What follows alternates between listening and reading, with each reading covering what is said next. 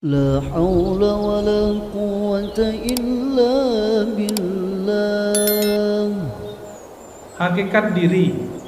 Kalau kita kan dulu membagi diri dan semana diri dan tepari diri. Panjang lo orang menengah itu. Ada cara mudah belajar tentang diri. Ya. Man arafa nafsahu faqad arafa rabb. Siapa yang kenal dirinya, kenal Allah. Diri yang mana yang dikenal, kata Imam Ghazali? Diri yang bernama Ar-Razi, kok enggak? Ar-Razi bin Nur Akmal, bukan itu yang diri. Diri yang itu akan dikubur ke tanah. Ya nak? Lah ada kawan kita meninggal, masuk corona batang kok. Yo, masuk kubur dah. Namanya terakhir ditulis di batu nisan. Sampai di situ namanya. Tidak masuk ke alam kubur. Tidak berlaku. Kalau ambo kenalan Jabang Haji, pertama ambo tanya namu atau kerajo. Kalau berkenalan dengan diri, pertanyaan pertama, siapa nama dirimu?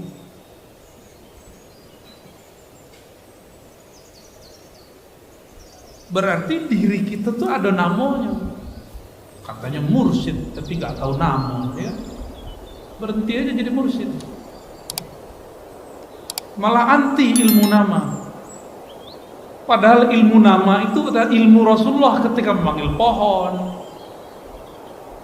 Nabi ngomong kepada Bukit Uhud itu pakai ilmu nama. Tapi saya dengar ada mursyid anti dengan istilah nama ruh. Berarti dia nggak paham kalimat ini. Diceramahkan kemana-mana. Man arafa nafsahu faqad arafa rabbahu. Siapa yang kenal dirinya kenal Allah. Kalau kenal diri, kenalan dulu. Kenal diri itu kenal nama. Nama dulu baru yang punya nama. Allah punya nama enggak? Allah punya nama. Hal ta'lamu lahu samiyya walillahil asmaul husna. Bahkan namanya sangat banyak. Al-asma'ul husna. Nama jasad itu ambo Ar-Razi. Di kampus bernama doktor, dipanggil Pak dosen. Di masjid bernama guru ngaji, Buya. Di surau dipanggil Gala. Di rumah dipanggil ayah, dipanggil abi, dipanggil papa. Ada lain? Ada panggilan lain? Papi, babi. Di kampung dipanggil Buyuang, misalnya gitu ya. Itu panggilan. Kalau tubuh fisik ko banamo, siapa gih namo tubuh fisik? Fisik ko siya gih namo? Ayah, ya nak? Yang paling punya otoritas bagi namo siya? Ayah. Maka yang berhak memberi nama diri itu adalah sumber diri. Itulah Sayyidina Rasulullah sallallahu alaihi wasallam. Jadi hakikat diri itu tahu saja namo beres, nanti bisa dijelaskan. Dan panjang-panjang nak cerita kan. Puta-puta lo jadi diri dan sebenar diri dan tapari diri dan sebalik diri. Itu main-main. Ya. Istilah-istilah puta-puta dia tidak tahu jo jalan pintas. Ya. Jalan pintas mengenal nama ruh.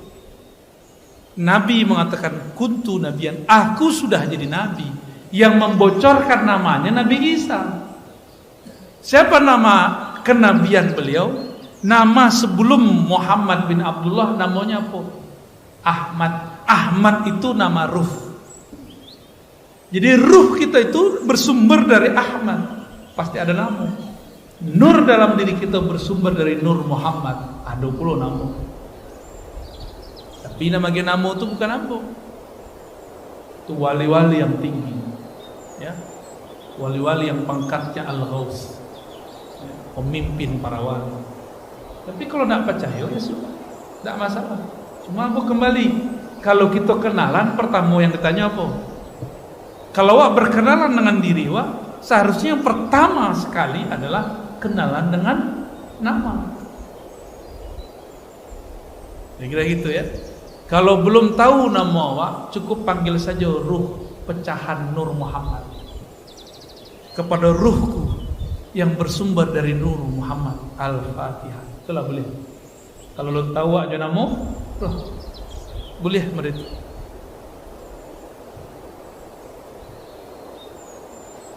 Jadi kalau tidak tahu, tidak usah menolak. Wah, tidak tahu menolak loh. Ya. Hukum apa? Pegang gadai. Aku ada pakarnya nanti. Pakar fikih. Itu sedang mengaji Maulid Nabi. Ya. Nanti anak-anak tarbiyah sana jawab. Buya Asmi ini jawab. Hukum pegang gadai. Ya. Tapi yang gua kasih bocoran, di masa Rasulullah hanya ada 24 transaksi muamalah, transaksi bisnis, hanya ada 24 jenis. Sebab mata pencarian zaman itu belum banyak, alat tukar pun belum banyak. Di zaman Nabi ada namanya handphone. Ada ATM di zaman Nabi? Hah? Ada kan? Kalau awak bertransaksi membeli pakai ATM sah tak? Awak beli barang kok pakai ATM sah? Nabi tidak pernah. Bid'ah tuh. Jangan-jangan pegang gadai itu namanya gadai tapi bukanlah gadai. Karena kalau gadai itu ada umurnya, ada batasannya. Prakteknya di negara awak gadai bukan gadai. Bernamulah contoh, kita beli mobil, beli motor kredit. Ayuhal kreditiyun, hai ahli kredit, ya kan? Jujur salah, wajah-wajah kredit itu nampak. Awak ngeredit auto, kredit rumah, ngeredit kalau siko rumah jalannya, paling yang dikredit Honda, ya kan? Bahasa Arabnya apa kredit itu? Istiqra, sewa. Kalau kita menyewa 10 tahun, setelah 10 tahun kembali kepada pemilik atau kita yang menyewa. Anggap lambo menyewa motor daji, mengaji gua. Setelah 10 tahun mau menyewa, jadi punya mu tak? Tidak, balik ke Bang Haji lagi kan? Tapi kalau kita sewa kredit, itu namanya al-istiqra al-muntahi bitamlik. Nah, itu Arabisasi itu. Sewa yang berujung kepada jual beli kepemilikan. Maka namanya sewa jual atau sewa beli. Ada nggak di zaman Nabi itu? Tidak ada. Diadakan kini. Boleh nggak? Boleh. Al-aslu fil muamalat lil ibahah. Pada dasarnya transaksi itu dalam bab muamalat bisnis boleh-boleh saja sampai ada dalil yang kita dapat temukan bahwa diharam. Gitu ya. Oh nanti panjang tertu ya. Saya kan difitnah menghalalkan riba. Benar kan? Yang kawan-kawan pengamat sosial media paham gitu. Karena kami mengatakan dulu saya mengharamkan bank, tapi sekarang saya mencabut pandangan bahwa bank itu riba. Jadi hemat kami bank itu belum tentu riba. Riba pasti haram, bank belum tentu haram. Kenapa? Belum tentu riba. Lah bisa awak sekolah gini kalau tidak pakai transfer lewat bank. Lah bisa Bapak Ibu beli makanan tidak pakai pitih. Pitih itu punya siapa? Bank. Kawan kita anti bank, tapi pitih dari bank dipakainya juga. Nanggung-nanggung. Islamnya nak kafah.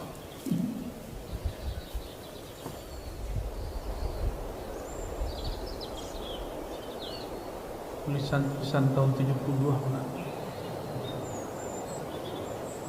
Pandai baca itu.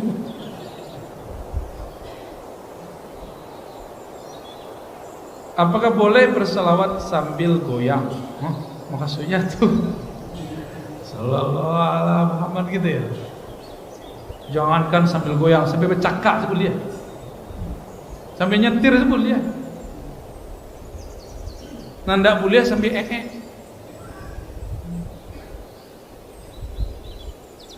Mana yang dahulu masuk surga, umat atau nabi, Pak Ustaz? Mana ketujuh?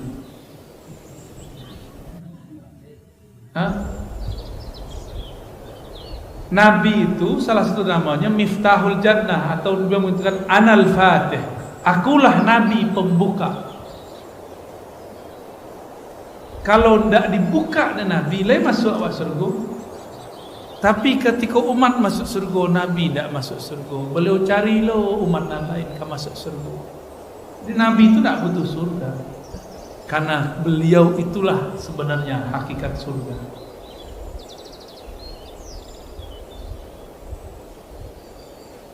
Awak masih membayangkan surga itu bidadari, ya nak? Makan-makan lama-lama. Apa kata Nabi? Allah memberiku makan dan minum. At'amani Rabbi. Allah memberiku makan. Allah yang beriku minum.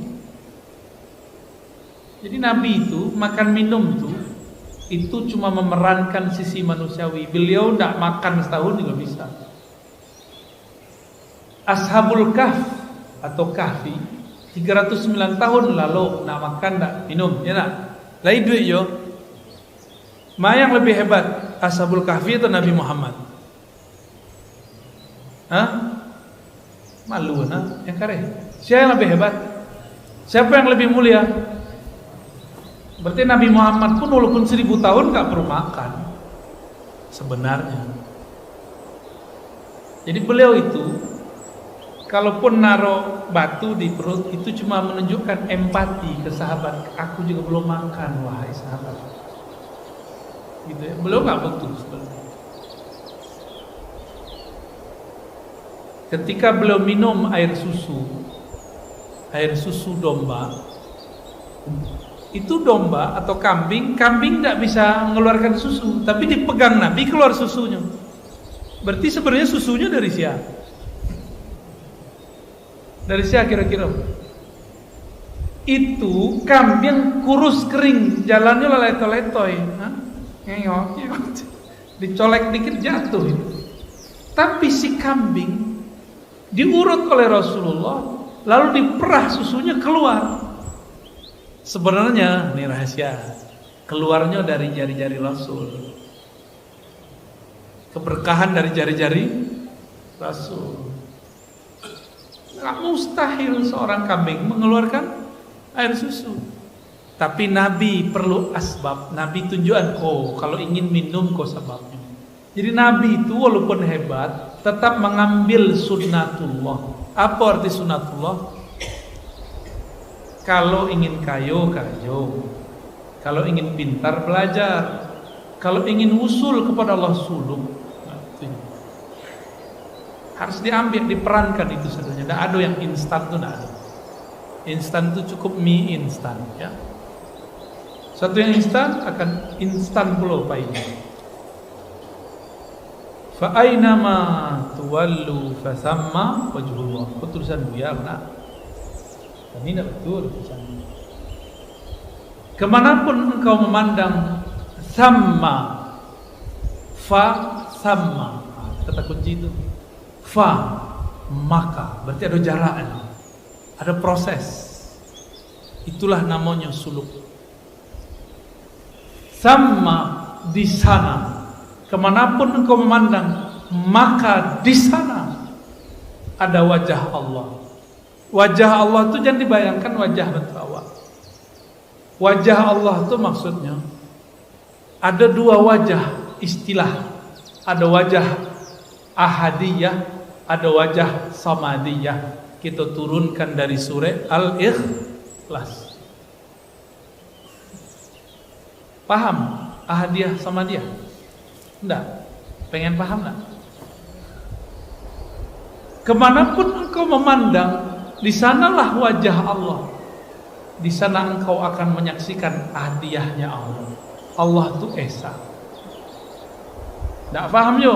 Samadiyah. Tiadalah di alam semesta kecuali memerlukan rezeki, memerlukan hadiah-hadiah, bantuan-bantuan dari Allah. Ya. Leado, Bapak Ibu bertanam padi, Ayo, siapa nama numbuhan, bapak, ibu, atau Allah? Tahu dari mana? Itulah sebutan gitu. Jadi kita menyebut zat yang menghidupkan padi itu Allah. Bahasa orang lamu Tuhan Allah. Ya, mana itu nak? Tuhan Allah. Di Jawa orang nyebutnya Gusti Allah. Jadi Allah itu sama. Jadi sebenarnya tidak ada perbedaan mau Kristen Muslim nyebut Allah itu sama. Cuma orang nyebut Allah itu nggak ngerti karakter bahasa Arab. Dalam bahasa Arab kalau awalnya A bacanya Allah, kalau lillah, gitu kan? Orang itu nggak ngerti bahasa Arab, diceleknya A-L-A-L-A-H, Allah. Allah sudah. Baik. Jadi kemanapun memandang di situ ada wajah tauhid, ada rahasia tauhid keesaan Allah, itu maknanya. Kamu tidak boleh menyampaikan lebih dari itu. Segitu saja. So anak-anak kita gak akan paham ya.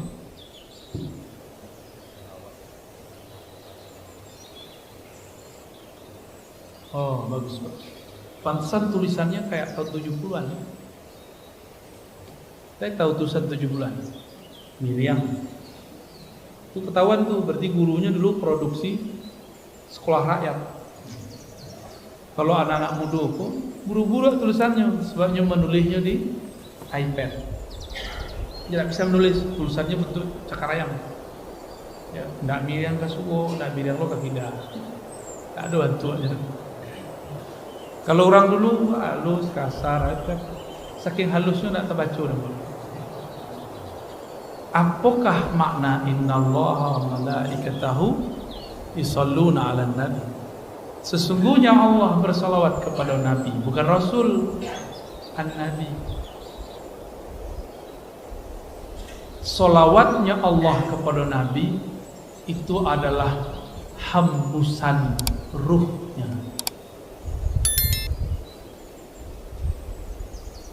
Saya ngerti tak?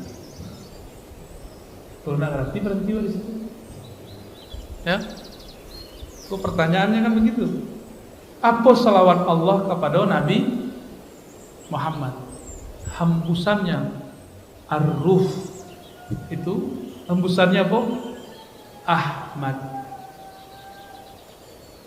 Itu hembusannya. Jadi ketika Allah menghembuskan ruhnya, muncullah yang bernama Ahmad. Itulah yang disebut salawatullah ala nabi. Innallaha wa malaikatahu yusholluna ala nabi. An-nabi di situ Ahmad. Maka bernamulah dalam ilmu ma'rifatullah Ahmad Ruhullah. Apa bacaannya? Coba dibaca yang keren. Ahmad. Di kana-kana itu sampai nanti dibawa ke mati. Di kana nanti malaikat yang ada di alam kubur akan bertanya. Jawab aja itu. Ulang lihat. Ahmad. Jadi ditanya, "Ko siapa?" Jawab saja. Ahmad Ruhullah. Langsung selamat insyaallah. Tapi proses kasih tulangmu lama, proses kasih. Mengecek senang mudahnya. Minimal malam kini lah terbaca di awal untuk masuk ke dalam ruh itu. Ya, amin. Apa salawat malaikat kepada Nabi? Ambo bertanya, siapa yang lebih mulia, Nabi atau malaikat? Gimana? So ada buya mengecek lebih mulia Jibril pada Nabi Muhammad. Kan tak mengertinya bab itu. Tidak mengertinya, Jibril itu tidak tembus sampai ke aras, Nabi Muhammad tembus sampai ke aras. Berarti lebih mulia siapa? Jadi Jibril membawakan Al-Quran ke bumi bukan berarti Jibril lebih mulia daripada Nabi Muhammad. Justru Jibril itu pelayan Nabi Muhammad sallallahu alaihi wasallam. Maka ambo dalam ijazah tarikat ambo ganti gini. Ambo buang itu direvisi ijazah. An Sayyidina Muhammad anillah mubasyarah. dari Nabi Muhammad langsung dari Allah. Nama Jibril boleh di skip. Ya. Tapi kebanyakan orang masih menulis dari Nabi Muhammad kepada Jibril dari Allah. Berarti baru bab riwayat. Di bab riwayat betul. Tapi kan pertanyaan dan tadi pertanyaan hakikat sana. Ya. Di bab hakikat Jibril lah yang mengambil ilmu dari Nabi Muhammad sallallahu alaihi. Nah, bagi kira payah diterima tak? Jibril mambiak kaji ke Nabi Muhammad lebih bisa terima. Jua tadi memahaminya. Ketika Jibril mentok tatahan di Sidratul Muntaha, Nabi Muhammad tembus ke aras dan diizinkan sujud di aras paling tinggi. Sebab aras itu adalah tempat bersemayam Ar-Rahman. Ar-Rahman itu nama daripada yang punya rahmat.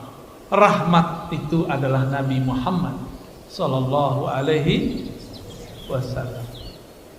Jadi apa salawatnya malaikat kepada Nabi Muhammad? Sama jawab. Allahumma salli ala Sayyidina Muhammad atau sallallahu ala, sama. Maknanya sama. Tak jauh beda. Ya. Apa boleh sajadah yang kecil dipakai untuk sholat? Ya boleh. Enggak pakai sajadah juga boleh. Boleh enggak sholat enggak pakai sajadah? Kok jadi masalah? Apakah putus sholat kita apabila dibatasi anak kecil? Ya enggak. Tapi kurang atau orang yang duduk sholat. Kalau orang duduk sholat ya tidak dapat kesempurnaan jamaah. Itu aja bedanya. Jadi kesempurnaan berjamaah itu rapat. Kesempurnaan berarti kalau ada orang berjamaah tidak berjarak dekat, maka sholat jamaahnya tidak sempurna gitu. Sawwu sufufakum fa inna taswiyatas sufuf min tamamis sholat. Rapatkan, luruskan saf kamu, karena merapatkan itu adalah kesempurnaan sholat. Nabi tidak mengatakan sholat dengan saf yang rapat itu adalah sah batalnya sholat, enggak.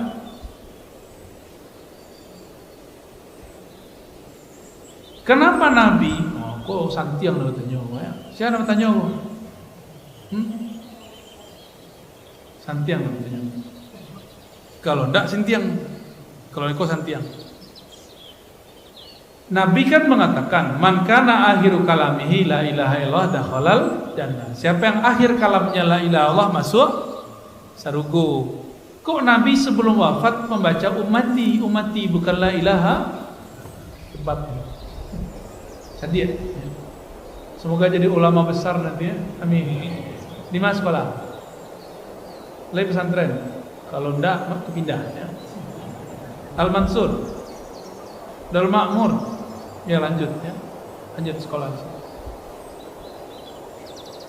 Nabi Muhammad tu nan punya surga.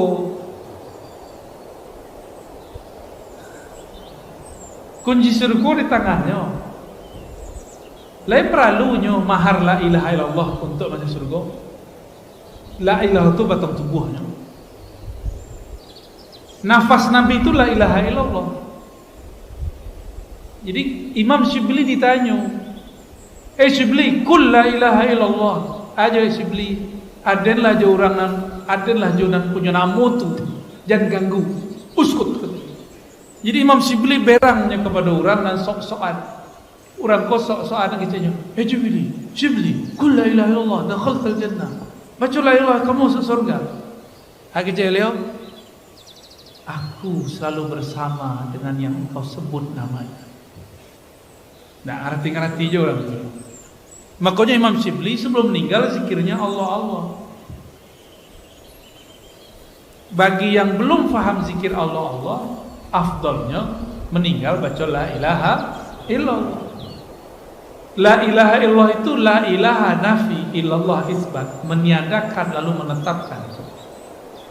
Buka surat Al-Baqarah ayat 255, surat Ali Imran ayat 2. Allahu la ilaha illallah. Allah dulu baru la ilaha. Bapak sang kajinya sebut dulu namanya di dalam kolbu, baru katakan la ilaha illallah. Itu caranya. Ayo laju itu, ya. Apakah yang diazab itu roh? Ruh itu ketika Allah kawinkan dengan tubuh ini, dia menjadi nafs. Jadi Allah itu menyelupkan ruh itu kepada hawa nafsu yang ada di dalam badan itu. Maka roh yang sudah dibalut itu bernama nafs, jiwa. Ketika jiwa disiksa, roh pun tersiksa. Paham? Ya. Berefek gak ke tubuh? Berefek. Soalnya itu bekas tubuhnya. Nah, banyak kan? Lah dia. Pelajar sebalik hari ini.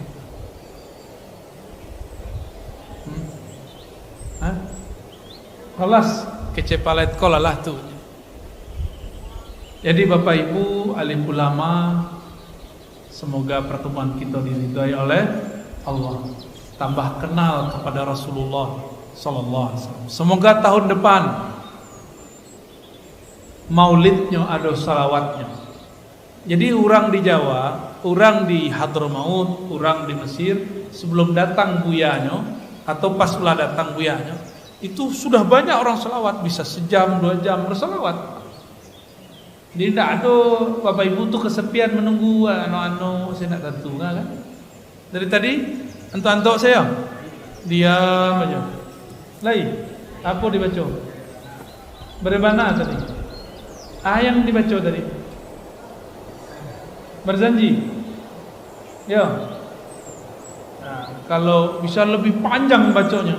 So berjanji itu setiap bait-baitnya ada salawat kepada Nabi Muhammad sallallahu alaihi wasallam. Demikian dari kami Bapak Ibu, mohon maaf lahir batin. Semoga Allah pertemukan lagi kita dalam waktu yang lebih baik. Amin ya rabbal alamin. Assalamualaikum warahmatullahi wabarakatuh.